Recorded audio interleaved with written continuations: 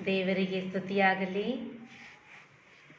ಕವಿಯು ನೀನಾದಾಗ ಏಸು, ಕರುಣೆಯು ನೀ ಬರೆದ ಹಾಡು, ಶಿಲ್ಪಿಯು ನೀನಾದಾಗ ಉಲುಮೆಯು ನೀ ಕಡೆದ ಮೂರ್ತಿ ನೋಡು.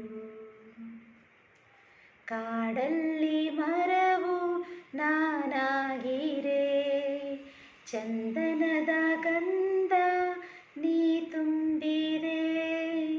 ಕಾಡಲ್ಲಿ ಮರವು ನಾನಾಗಿರೆ, ಚಂದನದ ಗಂಧ ನೀ ತುಂಬಿದೆ.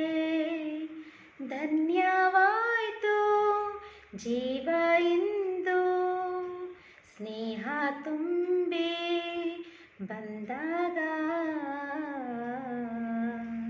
ಕವಿಯು ನೀನಾದಾಗ ಏಸು, ಕರುಣೆಯು ನೀ ಬರೆದ ಹಾಡು, ಶಿಲ್ಪಿಯು ನೀನಾದಾಗ ಒಲುಮೆಯು ನೀ ಕಡೆದ ಮೂರ್ತಿ ನೋಡು.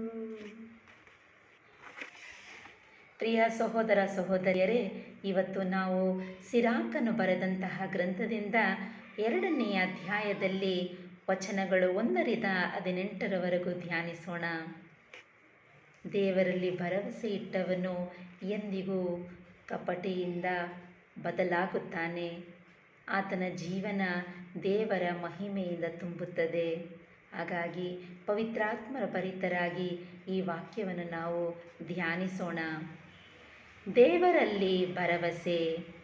ಮಗನೇ, ದೇವರ ಸೇವೆ ಮಾಡಲು ಬಯಸುವೆಯೋ? ಹಾಗಾದರೆ ಶೋಧನೆಗಳನ್ನು ಎದುರಿಸಲು ನಿನ್ನಾತ್ಮವನ್ನು ಸಿದ್ಧಪಡಿಸಿಕೋ. ನಿನ್ನ ಹೃದಯದಲ್ಲಿರಲಿ ಪ್ರಾಮಾಣಿಕತೆ, ಸ್ಥಿರತೆ.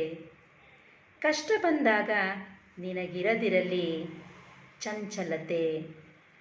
ಆತನನ್ನು ಸೇರಿಕೊಂಡಿರು, ಬಿಟ್ಟಗಲಬೇಡ. ಅಭಿವೃದ್ಧಿ ಹೊಂದುವೆ ಅಂತಿಮ ದಿನ. ನಿನ್ನ ಮೇಲೆ ಬಂದುದೆಲ್ಲವನ್ನು ಸ್ವೀಕರಿಸು. ಬಡತನ ಬಂದರೂ ದೀರ್ಘ ಶಾಂತಿಯಿಂದಿರು. ಬಂಗಾರದ ಪರೀಕ್ಷೆಯಾಗುವುದು, ಬೆಂಕಿಯಲ್ಲಿ. ಆತನ ಭಕ್ತರ ಪರೀಕ್ಷೆ ಅವಮಾನದ ಕುಲುಮೆಯಲ್ಲಿ. ಆತನಲ್ಲಿಡು ಭರವಸೆ, ನೆರವೀಯುವನಾತ ನಿನಗೆ. ಸರಿಪಡಿಸಿಕೋ ನಿನ್ನ ನಡತೆಯನ್ನು, ನಿರೀಕ್ಷೆಯಿಡು ಆತನಲ್ಲೇ. ದೇವರಲ್ಲಿ ಭಯಭಕ್ತಿ ಉಳ್ಳವರೇ, ಆತನ ಕರುಣೆಗಾಗಿ ಕಾದಿರಿ. ಸನ್ಮಾರ್ಗವನ್ನು ಬಿಟ್ಟು ತೊಲಗಬೇಡಿ, ಬಿದ್ದು ಹೋದಿರಿ. ದೇವರಿಗೆ ಭಯಪಡುವವರೇ, ಆತನಲ್ಲಿಡಿ ಭರವಸೆ.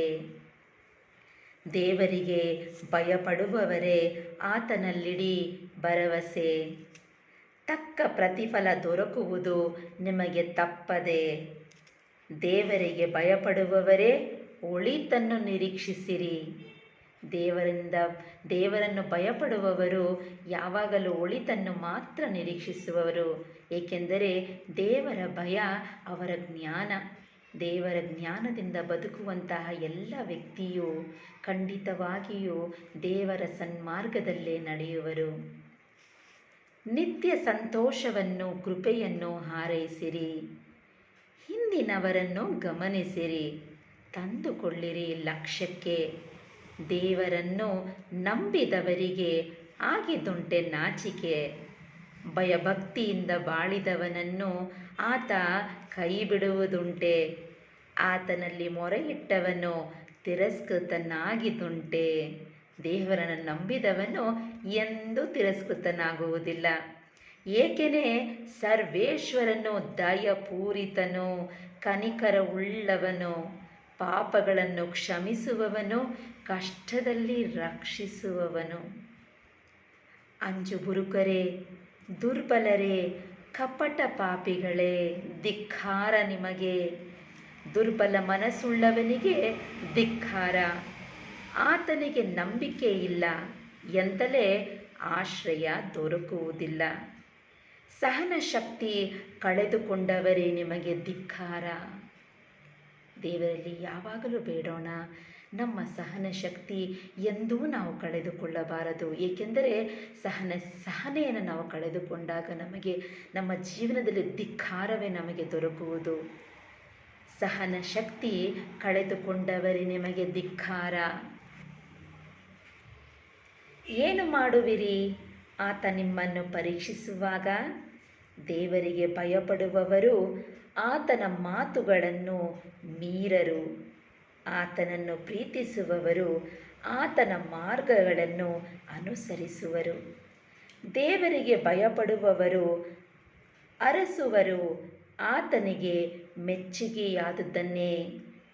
ಆತನನ್ನು ಪ್ರೀತಿಸುವವರು ನಿರತರಾಗಿರುವವರು ಆತನ ನಿಯಮಗಳಲ್ಲೇ.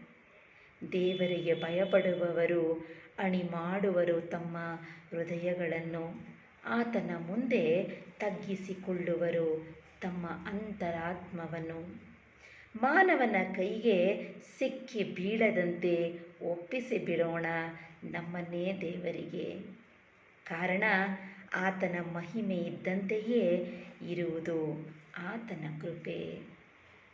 ದೇವರ ಮಹಿಮೆ ನಮ್ಮಲ್ಲಿರಬೇಕಾದರೆ ನಾವು ನಮ್ಮನ್ನೇ ದೇವರಿಗೆ ಒಪ್ಪಿಸಿ ಬಿಡೋಣ. ದೇವರ ವಾಕ್ಯವಿದು. ದೇವರೇ ಗೊತ್ತಂತೆ ಸಲ್ಲಲಿ. ದೇವರ ಆಶೀರ್ವಾದ, ಕೃಪೆ, ದಯೆ, ಸಮಾಧಾನ, ಸಂತೋಷ ನಿಮ್ಮ ಕಷ್ಟ ಕಾಲದಲ್ಲಿಯೂ ದೇವರು ಸದಾ ನಿಮ್ಮೊಂದಿರಲಿ. ಆಮೇನ್.